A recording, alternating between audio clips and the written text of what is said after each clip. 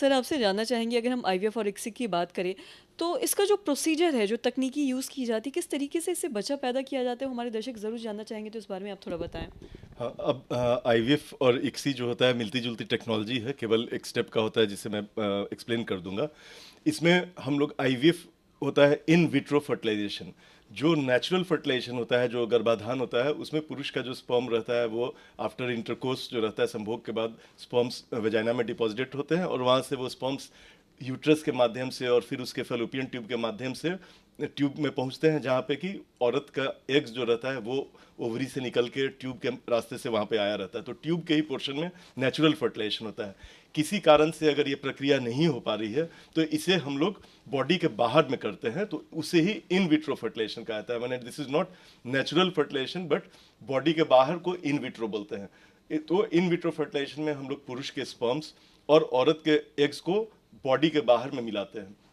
इसे common language में test tube baby भी कहा जाता है, इसलिए कि जब ये ट्रीटमेंट शुरू हुआ था ये इलाज, तो उस समय ये टेस्ट ट्यूब में ये प्रोसेस किया जाता था। अब इसे प्लेट्स में या डिशेज में किया जाता है, तो अब नाम टेस्ट ट्यूब बेबी ही रह गया, बट आईवीएफ में यही होता है। इसको करने के पहले पुरुष का और औरत का हम लोग इवेलुएशन करते हैं, उनके जांच करते हैं कि बाकी वो सब हर तरह से स्वस्थ है कि नहीं, और उसके बाद औरत को मेडिसिन दिलाते हैं, इंजेक्शंस पड़ते हैं यूजुअली, और उस इंजेक्शन से हम लोग का एम रहता है कि 10 से 15 एग्स उसको डेवलप करें, जबकि जानते हैं कि नेचुरली नॉर्मली एक एग ही हर साइकिल में बनता है। स्टार्ट होता है 15-20 बनना, बट एक ही उसमें डेवलप करता है नेचुरली। आईवीएफ में हम लोग ड्रग्स देते हैं ओवुलेशन इंड्यूस करने वाला, जिसको कि बॉडी के जो हार्मोन्स होते हैं उसी को वही उन्हीं हार्मोन्स को दिलाते हैं, और उससे एग्स का नंबर बढ़ जाता है। जब एग्स मैच्योर हो जाते हैं, जो कि हम लोग को 10 दिन के बाद लगभग अल्ट्रासाउंड के द्वारा पता चलता है, तब हम लोग एक फाइनल ट्रिगर शॉट देते हैं, ट्रिगर इंजेक्शन। और ट्रिगर इंजेक्शन देने के 2 दिन के बाद में बेहोश करके अल्ट्रासाउंड के ही गाइडेंस में, जिसमें कि फॉलिकल्स हम लोग दिखते रहते हैं ओवरी के अंदर में, उसी फॉलिकुलर फ्लूइड में जो पानी रहता है उसके अंदर, हर फॉलिकुलर फ्लूइड के अंदर में एक फॉलिकल के अंदर एक एग होने की संभावना रहती है। तो बेहोश करके हम लोग वेजाइनल रूट से ही, नीचे के ही रास्ते से, अल्ट्रासाउंड के गाइडेंस के माध्यम से सुई के द्वारा बेहोश करके, और सुई के ही द्वारा उस एग्स को हम लोग बॉडी से बाहर निकालते हैं। बाहर निकालने के बाद इस एग्स को एक कल्चर मीडिया में हम लोग रखते हैं 37 डिग्री पे, ताकि वो एग डिस्टर्ब नहीं हो। एक बहुत ही फ्रेजाइल होता है, बहुत नाजुक एक चीज होता है, तो उसे बहुत संभाल के रखना पड़ता है। और उसी समय हम लोग एग्स के चारों ओर के को देख लेते हैं कि कैसा इवेलुएट कर लेते हैं, मैच्योर है कि नहीं। आईवीएफ तकनीक में हम लोग जो हस्बैंड का सीमेन होता है वो उसी दिन सीमेन देते हैं, या उनका फ्रोजन सीमेन भी कभी कभी रखा रहता है। इस सीमेन को हम लोग लेकर वॉश करते हैं, और जो स्पर्म्स अच्छे रहते हैं उन्हें इस एग्स के पास में हम लोग डाल देते हैं। और ये जो डिशेज रहते हैं, ये एक स्पेशल इंक्यूबेटर, जो फ्रिज नुमा एक स्ट्रक्चर होता है, जिसके अंदर वैसा ही एटमोसफियर रहता है, वैसा ही इन्वायरमेंट रहता है जैसा कि बॉडी के अंदर में, यूट्रस के अंदर रहता हो। तो इसे यूजुअली CO2 इंक्यूबेटर बोलते हैं, उसी के अंदर ये एग्स को रखा रहता है। तो जो हम लोग स्पर्म लेते हैं पुरुष का, हर एक के पास में हम लोग लगभग 1 लाख स्पर्म्स को इंसेमिनेट करते हैं, उसके चारों ओर डाल देते हैं। तो जैसे अगर 10 एग है तो हर एक के अराउंड मैंने 50,000 से लेके 1 लाख तक स्पर्म्स को डाला जाता है, और डाल के इसको हम लोग छोड़ देते हैं। और अगले दिन जब हम लोग देखते हैं तो एग्स के अगल बगल के जो सेल्स होते हैं उन्हें हटा दिया जाता है, इसे डेन्यूडिंग बोलते हैं, और उसमें तब पता चलता है कि वो फर्टिलाइज हो पाया कि नहीं। इसे पीएन स्टेज भी बोलते हैं, अगले दिन जो हम प्रो न्यूक्लियर स्टेज बोलते हैं। और जो फर्टिलाइज होने पे 2 न्यूक्लियस उसमें देखते हैं, और उसके बाद में फिर वो फर्दर डेवलपमेंट के लिए उसको छोड़ा जाता है इंक्यूबेटर में ही, और 3 से 5 दिनों में वो क्लीवेज स्टेज एम्ब्रियो डिवाइड करके एक से बन जाता है बच्चा, या 5th डे तक ब्लास्टोसिस स्टेज बन जाता है। तो जितने एग्स बने हैं, जरूरी नहीं कि सब के सब फर्टिलाइज हो जाएं सक्सेसफुली, या सब में क्लीवेज शुरू हो जाए, वो बटना शुरू हो जाए, या वो डेवलप होकर ब्लास्टोसिस्ट ही बन जाए।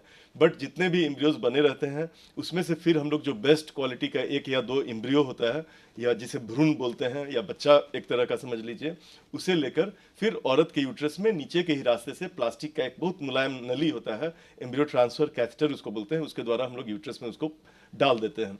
और डालने के बाद कुछ दवाएं दी जाती हैं, जिससे कि वो उसको प्रेगनेंसी होने में वो मददगार हो। जो प्रोजेस्टेरॉन हार्मोन्स रहते हैं उसकी दवाएं, या सुई या वेजाइनल कैप्सूल्स पड़ते हैं। और 15 दिन के बाद हम लोग फिर देखते हैं ब्लड टेस्ट से कि वो भ्रूण जो था वो उसमें इम्प्लांटेशन हो पाया कि नहीं, उसमें आरोपित हो पाया कि नहीं। तो यही मेन प्रोसेस होता है। अगर उसमें टेस्ट में पॉजिटिव आता है, इसका मतलब आईवीएफ का इलाज उस समय तक सक्सेसफुल हो गया, पेशेंट प्रेग्नेंट हो गई, उसके बाद उसको एंटीनेटल केयर जो प्रेगनेंसी में केयर देते हैं वो स्टार्ट हो जाता है।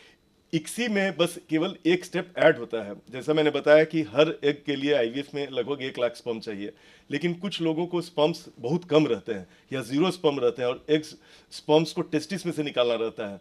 इन सब हालत में जहाँ पे कि स्पर्म्स अच्छे नहीं हैं या पहले उसका आईवीएफ किया गया और फर्टिलाइजेशन फेल हो गया, इन सब या अनएक्सप्लेन इनफर्टिलिटी है जहाँ कारण नहीं पता चल रहा है, इन परिस्थितियों में हम लोग एक दूसरा टेक्निक यूज करते हैं जो कि बाकी तो सब उसी तरह से होता है, बट इसमें हम लोग एग्स के अराउंड स्पर्म रखने के बदले एक स्पर्म को डायरेक्टली एक एग के अंदर में डाल देते हैं। तो यहाँ 10 स्पर्म 15 स्पर्म भी रहे तो हम लोग का काम चल जाता है, और हर एग को फर्टिलाइज करने के बाद बाकी जो प्रोसेस होता है वो सेम रहता है। इसके पहले का भी प्रोसेस आईवीएफ के जैसा ही होता है और इसके बाद का भी। तो इक्सी में एक स्टेप ऐड होता है, उसके लिए एक मशीन की जरूरत होती है जिसमें कि हम लोग इतना मैग्नीफाई करके एक स्पर्म को देख सकें और एक एक के अंदर उसको सुई के द्वारा डाल सकें। तो एक समझिए एक माइक्रो भी नहीं, सुपर माइक्रो सर्जरी होती है और इसके लिए अलग मशीन होता है, उसको माइक्रो मैनिपुलेटर बोलते हैं, उसके द्वारा ये संभव है। तो अधिकतर सेंटर्स जहाँ पे इक्सी की मशीन है और इक्सी की सुविधा है, वहाँ लोग प्रेफर करते हैं कि हर केस में हम लोग फर्टिलाइजेशन फेलियर का वेट नहीं करें बट इक्सी ही करें। तो भले हम मरीज को लगता है कि आईवीएफ हो रहा है, लेकिन वास्तव में वो एक स्टेप और आगे का ही हम लोग टेक्निक यूज करते हैं, इक्सी बोलते हैं। बट चूंकि औरत में दोनों ही हालत में एक ही तरह की दवाएं, एक ही तरह का प्रोसीजर होता है, इसीलिए औरत को कोई फर्क इसमें नहीं पड़ता है।